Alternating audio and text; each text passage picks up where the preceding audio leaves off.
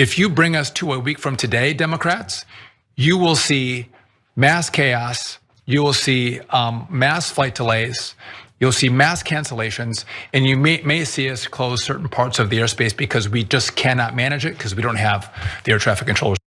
Chaos is what Duffy's talking about there, so I would think it's right on brand.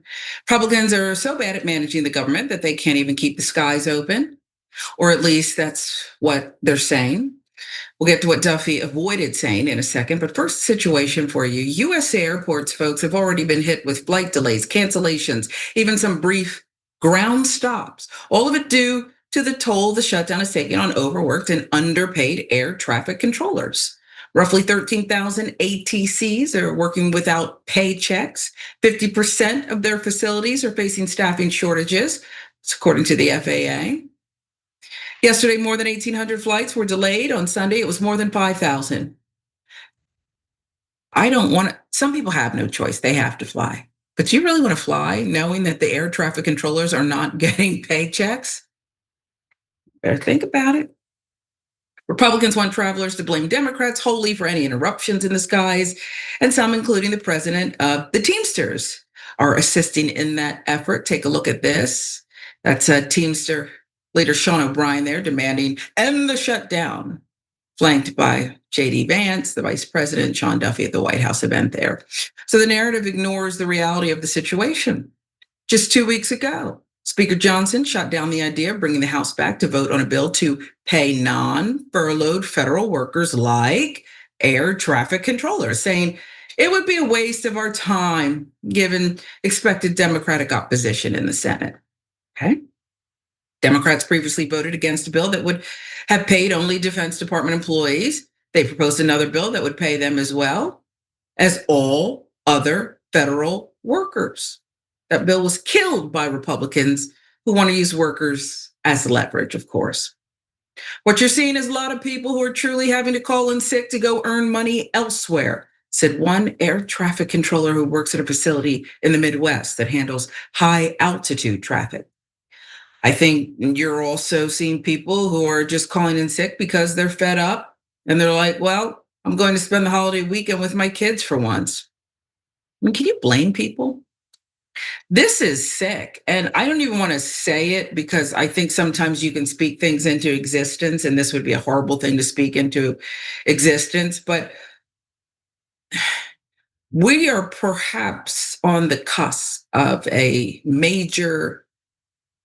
catastrophic loss of life, a disaster born out of the skies and this situation. And these people are playing in our faces, Jackson.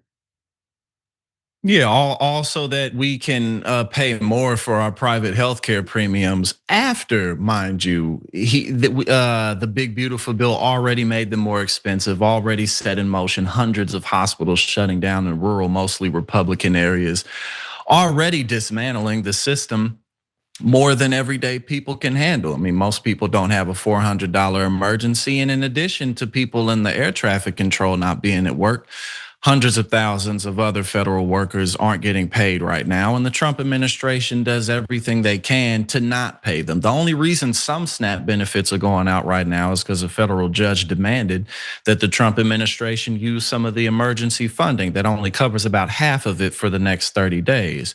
Otherwise, they would not have done it. And as you pointed out, Republicans just for the second time voted against fully funding SNAP. So, this is just, it's not sustainable, nothing about it.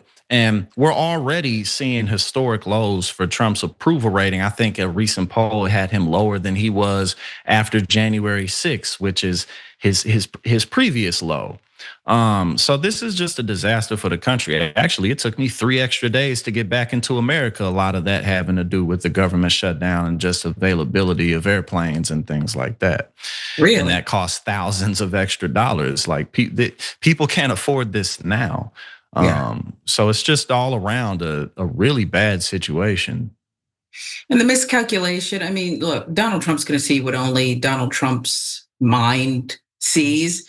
But for everybody who went along with it, as their very political lives were on the ballot Tuesday night, What is it that they can't see? The Democrats aren't being blamed, the Republicans are. Anybody could see that. Yet they still keep marching to the same anti American beat.